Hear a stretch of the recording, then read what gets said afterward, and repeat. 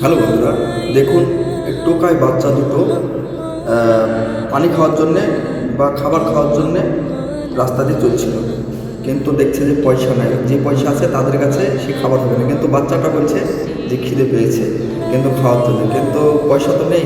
তার জন্যে ওনারা রাস্তা দিয়ে বেরিয়ে যাচ্ছে, কিন্তু দোকানদারের ময়া লেগে গেল, যে খুব কষ্ট লাগলো তার মনে। তার জন্যে উনি দৌড়তে দৌড়তে গিয়ে তাদের জন্যে খাবার গোছানো জন্য, কিন্তু গিয়ে ওর বোনটা বলছে যে দুঃখ করো না, বসো, আল্লাহ নিশ্চয়ই যেদিক দিয়েও খাবার ম্যানেজ করে দেবে।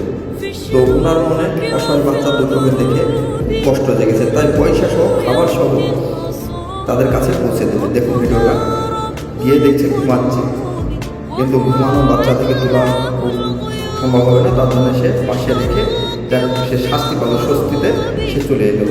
কিন্তু ঘুম ভাঙার পরে উনি ওর ভাইটাকে ডাকছে, ভাই উঠো।